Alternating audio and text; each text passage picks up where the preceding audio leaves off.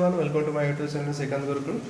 Last two videos में हमने जो जून महीने की करंट अफेयर्स विजन है इसकी उसका polity and governance and international relation के कुछ तीन टॉपिक कवर किए थे।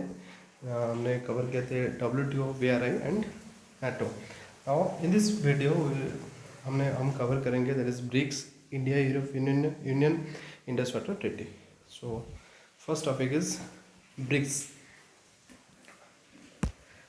BRICS is a grouping of five emerging economies. So it was established to counter the Western hegemony. So let's see what BRICS क्या क्या दिया है. There is BRICS. There is the abbreviation of the BRICS is Brazil, Russia, India, China, and South Africa.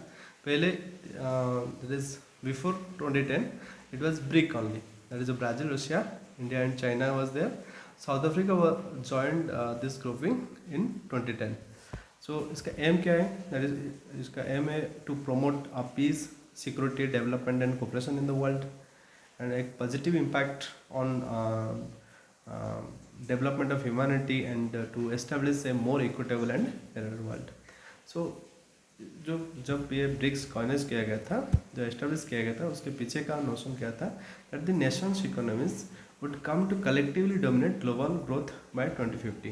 So specifically that is to counter the Western hegemony and to create a global economic balance between Western and Eastern.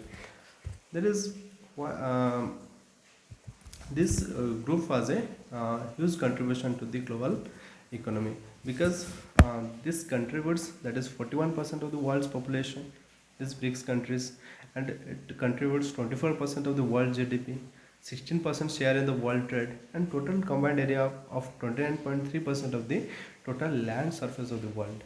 So ये अभी क्यों news में है? क्योंकि अभी इसका जो 14th BRICS summit है वो वर्चुअली ख़त्म हुआ है. तो who was the host of this year? China was hosting the virtual summit, 14th BRICS summit, and here the leaders adopted a declaration that is called Beijing declaration. क्या क्या highlights था उस समिट का? सो कुछ प्रपोजल इंडिया ने दिया था. India propose some initiatives that is to strengthen BRICS identity and propose establishment of online database for BRICS documents, that is BRICS railways research network and strengthening cooperation between MSMEs. एक online database establish करने के लिए India का proposal था, जो कि जिसमें होगा क्या, ब्रिक्स रेलवेज रिसर्च नेटवर्क जो होगा, स्ट्रेंथनिंग MSMEs के रिगार्डिंग जो भी होगा उस डाटाबेस में होगा. And India will organising BRICS startup event this year to strengthen connection between startups in BRICS country. तो India is also organising that is a BRICS startup event, that is denial of safe haven to corruption. So that is BRICS welcome the initiative that is on denial of safe haven to corruption, that is to strengthen the anti-corruption capacity building through education and training programs and enhance anti-corruption exchanges and cooperation within multilateral framework. So ये ज़्यादातर anti corruption के ऊपर काम हो. So this is the highlights of this summit. That is also called the Beijing Declaration because this year the 14th BRICS summit was hosted by China. What are the opportunity for India in BRICS? BRICS में India opportunity क्या है? It is economic and trade interest. So India का economic trade interest क्या हो सकता है? That is intra BRICS trade. So BRICS country के within BRICS countries so trading हो सकता है. That is there is a trade opportunity for India. For example, that is a managing relationship with China. Due to BRICS, it is easier for India to manage relation with China because we have a security tension between us. And multi-aligned foreign policy, participation in a non-Western grouping that is balances India's growing partnership with the West. India ज़्यादातर अभी Western countries के साथ ज़्यादा group में है, that is Quad हो गया जैसे कि, तो उसको बैलेंस करने के लिए एक नॉन वेस्टर्न ग्रुपिंग पे भी इंडिया को रहना बहुत ज़रूरी है to balance this things and quest for the international status. BRICS membership elevates India's global profile and presence an opportunity to present India as a truly international player, क्योंकि India खुद को रिप्रेजेंट कर रहा है as a international player, as a emerging power. So कुछ concrete progress made by BRICS, BRICS जब से बनाई गई है तब से कुछ कंक्रीट प्रोग्रेस हुआ है. So that is the establishment of the new development bank, so and contingent reserve arrangements. So the agreement of exchange of BRICS NDB as well as the CRA, that is contingent reserve arrangements, that is worth of 100 billion US dollar, is during the sixth summit in Fortaleza, Brazil in July 2014. तो ये जो new development bank and contingent reserve arrangement ये जो establish हुआ था, that is during the six summit, that is in which was in Fortaleza Brazil में हुआ था 2014 में. The NDB that is headquartered in Shanghai, China के शंघाई में इसका हेडक्वार्टर है. That has been establish with the purpose of mobilising resource for infrastructure and sustainable development projects in BRICS and other emerging and developing countries, not only in BRICS countries, and that can be in other emerging and developing countries. The CRA, that is the contingent reserve arrangements, it intends to prove liquidity through currency swaps in response to actual or potential short-term balance of payment crisis. जो भी country, जो भी अभी IMF का जो काम होता है वही काम करेगा. तो it is specifically to counter IMF. So IMF reforms में भी ये सक्सेसफुल हुआ था. BRICS has succeeded in bringing the incremental changes in the international monetary fund over the years. Subsequently क्या हुआ था कि the quota of the IMF was doubled and what is with a total 6% share transferred to the emerging and developing countries, and the boards of China, Russia, Brazil and India, that was increased and reached a total of 14.18%. So there is a quota was doubled in IMF. So increased trade and exports. According to the statistics of the WTO, the participants of BRICS in global exports more than doubled between 2011 to 2001 and 2011. So 2001 में जो कि 8% था, that is participation in global markets, वो बढ़ के अभी 16% हो चुका है. And between 2002 to 2012, that is intra BRICS trade increased by 922%. So intra BRICS, so within BRICS countries जो ट्रेड है वो इंक्रीज कर चुका है 922%. That is from 27 billion US dollar to 276 billion US dollar. So establishment of wide ranged and multi-level communication mechanism. So to form a comprehensive communication mechanism through leader summit, that is multi-level communication mechanism. So leader summit, meetings of high-level delegates, foreign ministers meeting, finance ministers meeting, and central bank governors meeting. So these are some concrete progress that is made by BRICS so far. And issues persisting in BRICS. क्या क्या issues है? So that is a dominant role of China. China's aggressive economic policy, China's debt trap policy, that is a issue persisting in BRICS, because presence of China and the greater role it seeks to assert within the group poses a major challenge to India. It could use the group as a platform for anti-US propaganda framed around US sanctions on Russia and broader US hegemony. So that to counter the US economy, counter the US as a whole, this platform can be used as a anti-US propaganda. This would be go against India as it seeks to avoid being seen as a part of an anti-US bloc. So India's neutrality, जो कि India किसी भी block में रहना नहीं चाहता, उस stance को ये हैम्पर कर सकता है. Lack in upholding that is commitments to sovereign equality and territorial integrity. So with China challenging the territorial status quo all around its border countries and Russia-Ukraine conflict, so it is a disturbing thing that is which lack in upholding the commitments to the sovereignty, equality and territorial integrity of other countries. So it is another issue. There is a bilateral differences. There is a political and ideological differences among the BRICS countries, which poses challenges in intra BRICS consensus. कुछ भी कोई भी decision की consensus final decision पे पहुंचने से पहले there is so many challenges due to the political and ideological differences. Trade related challenges. अगर India's total trade with the BRICS country in 2018-19 that is stood at $114.1 billion, out of which $87.1 billion is only with China. So there is with other countries there is a little uh, trade between India and other countries, and slow progress on multilateral reforms. So the BRICS may have raised issue in UNSC reform, जैसे कि IMF reform में BRICS success कर गया due to the impact of BRICS as a whole, but it have but this is more declaratory in nature. अभी तक वो UNSC की reform जो हुआ है उसमें इतना सीरियस अटेम्प्ट नहीं लिया गया ब्रिक्स की तरफ से.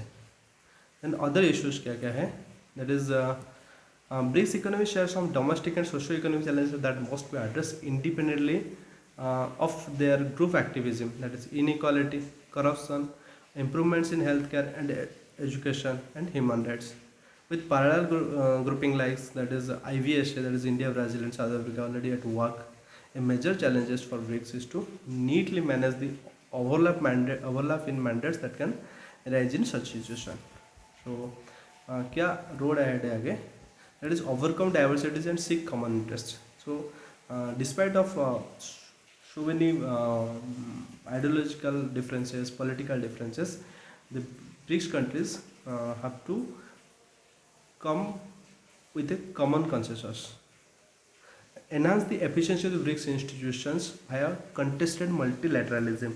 The rise of the new development bank like mechanism will further elevate the standing of developing countries on the international stage. The BRICS countries, the developing countries, the least developed countries, will not have to depend upon the World Bank and the IMF more. They can take help of the NDB or the CRA. Reprioritizing the counter-terrorism and BRICS agenda. So it is a terrorism is a serious threat to the national and regional and international security. So BRICS has to reprioritizing the counter-terrorism as its agenda. Strengthening cooperation. There is a greater need to formalize BRICS cooperation on global finance sector reforms, and B, assertive in norm setting. So that is such as to face the climate change mitigation, resilient and sustainable infrastructure, and green technology. The BRICS must support there is a post-pandemic growth and development in emerging countries and push for enhanced multilateral efforts by furthering its deep connect with the global south. The next topic there is India European Union. ये भी क्यों news में है? Because the India and European Union concluded the first round of the negotiation for the India European Union trade and investment agreements. अभी first round of negotiation conclude हुआ है. So more about this news. Both partners are now resuming the free trade agreement talks after a gap of about 9 years. Since the earlier negotiations were left off in 2013 due to the differences in the scope and expectation from the deal. जो कि 2013 में जो FTA का जो talk चल रहा था वो इसको after 9 years that is resumed. क्यों वो that is due to difference in scope and expectation from the deal. कुछ expectation and जो कि उसमें differences की वजह से वो बंद हो गया था. So FTA involves now जो अभी जो FTA के ऊपर जो negotiation चल रहा है that involves agreements on trade, investment and geographical indications. Both sides are, and that is aiming for the trade negotiation to be broad-based, balanced and comprehensive based on the principles of fairness and reciprocity. The second round of negotiation is scheduled to be take place in September 2022 at Brussels. Brussels is the capital of I think Belgium. What is the significance of European Union for India? So first let's see what is European Union. And European Union is a political and economical union of 27 sovereign member states. So the decisions are taken through a mixed of that is supranational institution and intergovernmental negotiation. So a supranational institution क्यों कहा जाता है इसे? Because the institution to whom member states have delegated their powers. तो जो भी states member हो गए तो उसको मानना ही पड़ेगा उस इंस्टीट्यूशन को। That is called super national institution. Inter governmental negotiation which concerns areas in which member states have not delegated their power but make decision together, say they come into a common consensus। the main European institution are, क्या क्या है जो European union में institution? That is European council, European commission, council of the European union, European parliament. So European council का काम है, it brings it brings together the heads of the state or the government of every European and Union country and decides on political direction of the European Union। So European Union की political direction क्या होगी? That is decided by European Council। Then European Commission, it is the European Union's political independent executive arm। It is a politically independent executive arm। It is alone responsible for drawing up proposals for new European legislation and it implements the decision of the European Parliament and the Council of the European Union। Then the institution Council of European Union, it consists of one government minister from every member state and the council is the part of the law making process in the European Union। Then European Parliament, it is the only directly elected institution of the European Union and together with the Council of the European Union, the European Parliament has a legislative power, that is preparing and adopting the European Union laws, but no power to initiate legislation। And the European Commission as the executive body, European Commission is the executive body, it is politically only the political that is independent executive body of the European, is accountable to whom? That is accountable to the European Parliament।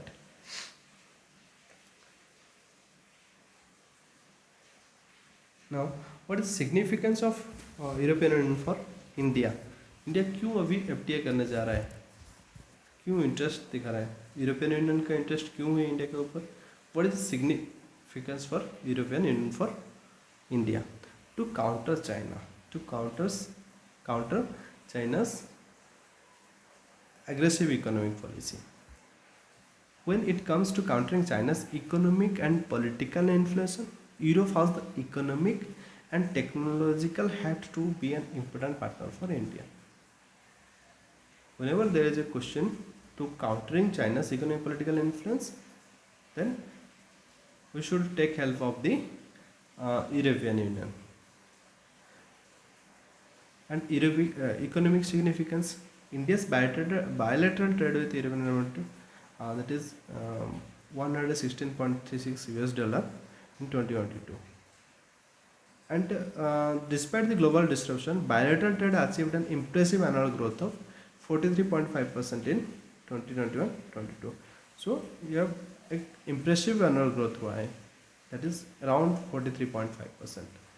Currently, European Union is the India's second largest trading partner after US and the second largest destination for Indian exports। So European Union is the second largest destination for Indian exports and that is the European Union is India's second largest trading partner after US। Both sides have agreed to institute the European Union India Trade and Technology Council for strengthening economy and technological ties। There is also a post Brexit scenario because India is considered the UK as a gateway to continental Europe। अगर European union के साथ कुछ business करना था, कुछ trade, कुछ भी economical activities होनी थी, तो UK was our gateway। After the Brexit, after the exit of UK from the European Union, now India recognizes that its own economic prosperity depend on the continued growth and internal stability of the European Union। So it is necessary for India to have a relationship, have an economic relationship with the European Union। Social transformation, establishment of a green strategy partnership between India and Denmark shows significance of Europe's smaller countries in India's technological and social transformation। So for India's technological and social transformation, there is a need of European technology and that is smaller countries like Denmark has its significant partnership with India in social transformation. Cooperation on global issues. That is, European Union is on the front foot in designing global rules in new fields. That is especially in data protection. That is to set global precedent or ethical, human-centric standards for the use of the artificial intelligence and so on. So there is also there can be a cooperation on different global issues. That is concern in Indian relations as evident from the stalled negotiation over the FTA. जो FTA 9 साल से बंद था, क्या क्या concern था वो देखते हैं. Diverging position of Russia's role during Crimean crisis. So in 2014 there is an annexation of Crimea by Russia and that was the diverging position. Russia जो था उसमें इंडिया का जो न्यूट्रल स्टैंड था that was also a reason for the stalled negotiation. Italian marine issue. So there is a in 2012 that is India arrest some Italian marines which not only affect the tie between Italy and India but also it increased tension with the European Union.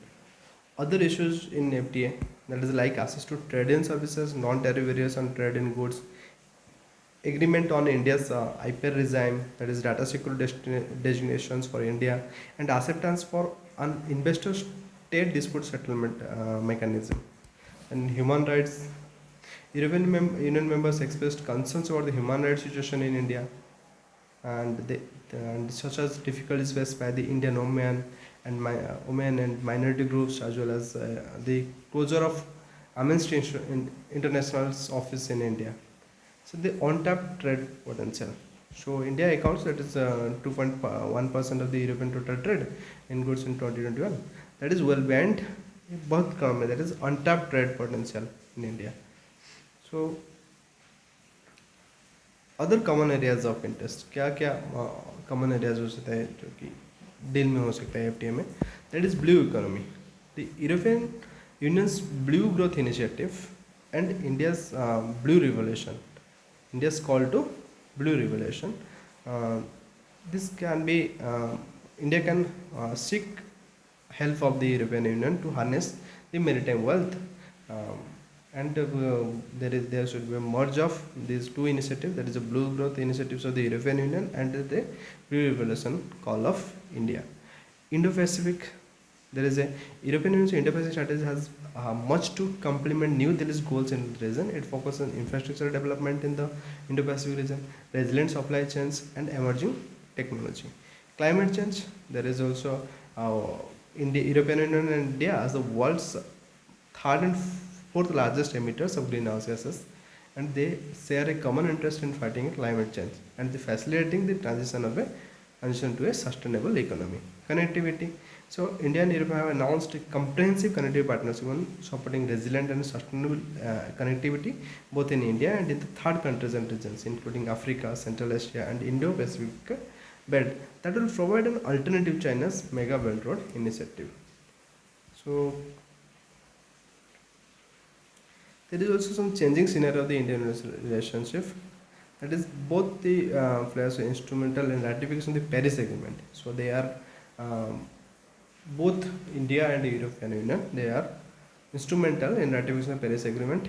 European Union and its members actively support, that is India-led, that is the International Solar Alliance, which was co-founded by France. I think India and France has started the International Solar Alliance. The impact of the 2009 recession and the Brexit, that knows the both India and European for a franker engagement with each other. This led to the European Union to recognize the importance of the India as soon as economic partner. Post-Brexit, India too no longer takes the European Union for granted. So after 2009 decision and Brexit, now India and the European Union are coming close together. Turbulence in the Middle East, Russia, that is also a reason.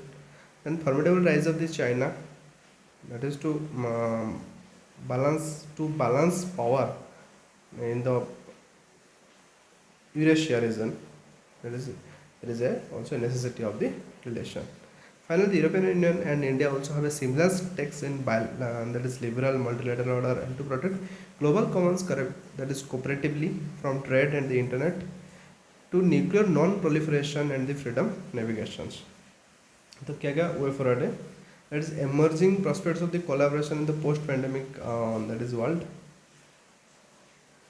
So supply chain को after pandemic to supply chain को that is to be ensure a supply chain resilient, that is there should be India's crucial products like pharmaceutical, and there could be an area for development cooperation between the India and European. So there that is a pharmaceutical, India's pharmaceutical manufacturing capability that can be assessed with to the European healthcare technology, and there is a promoting innovation between the partners. Early conclusion of the FTA. So FTA जो जितनी जल्दी finalise हो जाए वो सही रहेगा, and the movement of this that is skilled labor and professional to the European Union, and they can the European market can use the this demographic dividend of India. Strengthening political dialogue. There is a need to upgrade the early dialogue between the High Representative, Vice President of the European Union, the Indian Minister for External Affairs to regular strategic dialogue. Regularly एक dialogue होना चाहिए. Launching concrete trilateral cooperation projects in pilot partner countries. So there is also established regular bilateral as well as trilateral dialogues on with Africa to discuss security, economic issues as well as connectivity. Further dialogue on Afghanistan and Central Asia in appropriate setting should be intensified. So this is the need of the hour, I think. That is looking at the current global scenario. There is a need for both the countries, that is India and the European Union, that is they should come closer with each other, and they should have a strategic partnership, and the FTA should be finalized as soon as possible. Indus Water Treaty. So Indus Water Treaty, it is a treaty that was signed in 1960 between India and Pakistan, and that is brokered by the World Bank. क्या objective है? The treaty fixed the and delimited the rights and obligations of the both the countries concerning the use of the waters of the Indus River system. Indus and इसकी जो 5 tributary है, that is Jhelum, Chenab, Ravi, Beas and Sutlej, इसका जो पानी की sharing को लेकर जो भी rights and obligation, rules, regulation जो भी है वो है इस ट्रीटी में. Provisions for sharing of river water. All the water of the eastern rivers, that is Satluj, Vyas, Ravi, which amount to be around 33 million acre feet annually, is allocated to India. So Satluj, Vyas, Ravi की पानी India को allocate किया गया है, and Indus, Jhelum, Chenab की पानी that is allocated to Pakistan. India has the right under the treaty. So this treaty gives right to India, that is to generate hydroelectricity through run of the river projects on the western rivers. What is run of the river hydroelectricity project? It is a type of hydroelectricity generation plant whereby a little or no water storage is provided. Water की storage नहीं की जाएगी, पर run of the river पे ही वो project होगा, पानी को रोका नहीं जाएगा, and this is subject to specific criteria design. But under the treaty there is also a provision that Pakistan has the right to raise objection on design of Indian hydroelectric projects on western rivers. So जो इंडस, झेलम, चेनाब के ऊपर India hydroelectricity generate कर सकता है, पर Pakistan can also raise objection on the design of the hydroelectricity project of India. There other provision क्या है? It is provided for the funding and building of dams, link canals, barrages and tubewells. The Tarbela Dam on the Indus River, the Mangla Dam on the Jhelum River. So the treaty required creation of a permanent Indus Commission with the commissioner from each country to maintain a channel for communication try to resolve questions about implementation of the treaty. In addition to the mechanism for resolving dispute was provided. So ये जो commission अभी ये क्यों news में है, क्योंकि अभी इसका जो परमानेंट इंडस कमीशन का जो 180th मीटिंग अभी अभी न्यू दिल्ली में ख़त्म हुआ है. So highlight of the meeting क्या highlight है, that is Pakistan had assured India for all necessary actions to ensure the free flow of the that is Fazilka drain into the Satluj river, and the Indian side underscored that all its ongoing hydroelectric power projects including that is Pakaldul, Kiru and Lower Kalnai are fully compliant with the provisions of the treaty. Then there is a prevalent issues within this treaty. क्या issues है? Pakistan's frequent opposition to the Indian projects. जो भी India project बना रहा है, that is a western flowing rivers, that is a Indus western rivers, that is a Indus, Jhelum and Chennai के ऊपर जो भी इलेक्ट्रिसिटी प्रोजेक्ट इंडिया बना रहा है, that is Pakistan frequently oppose कर रहा है. This opposition majorly on the issue that whether projects on Jhelum, Chenab conform to the technological specifications we select in the agreement.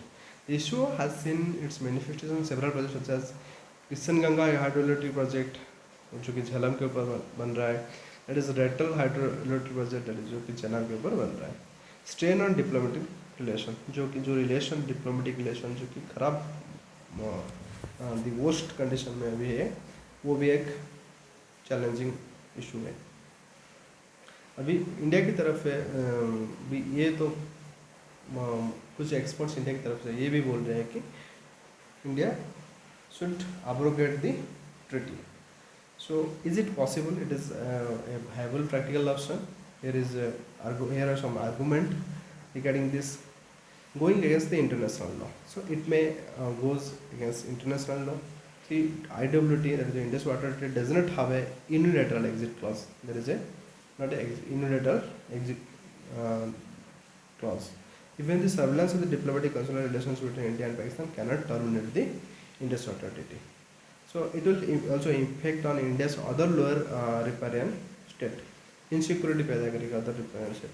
With the abrogation of the Indus Water Treaty, that will send an alarm bells ringing in India's other lower riparian country like Bangladesh, which receives about 91% of its waters from the rivers flowing from India, and China's cooperation on hydrological data.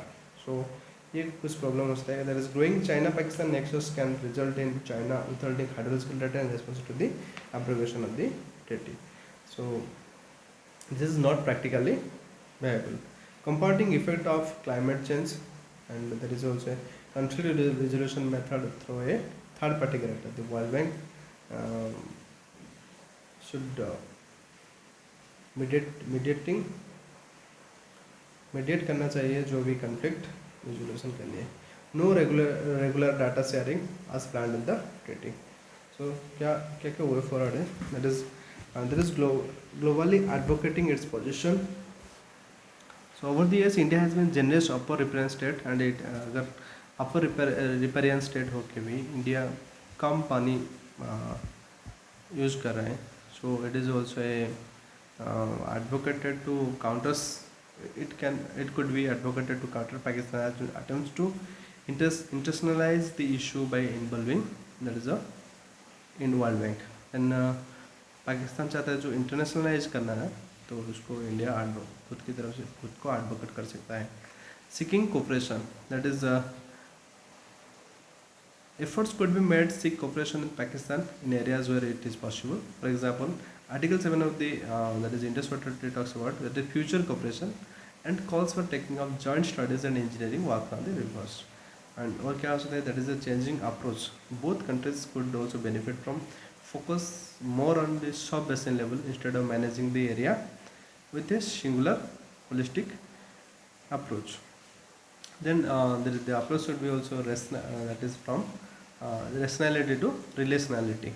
To achieve a stronger Indus Water Treaty, both states must shift from acting based on the rationality of water, that is water sharing, to benefit sharing. So relationality means that is benefit sharing. Now we are only sharing water.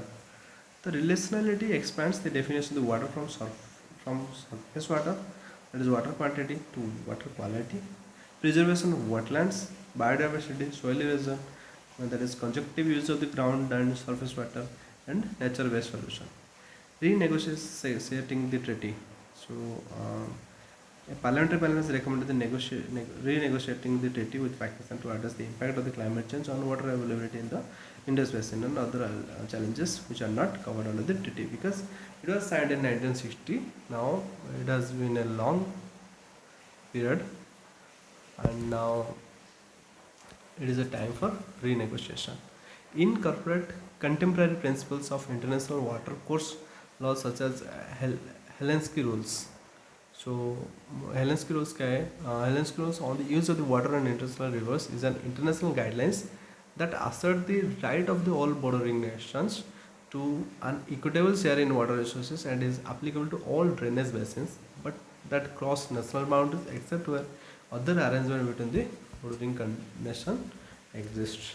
So India India का जो other neighbouring countries के साथ क्या क्या mechanism है, India का नेपाल के साथ क्या मैकेनिज्म है. There is a Kosi treaty of 1954 under which the embankments in Nepal were established and maintained. So जो the Kosi treaty of 1954, that is between India and Nepal, that is embankments in Nepal were established and maintained. Embankments were established and maintained.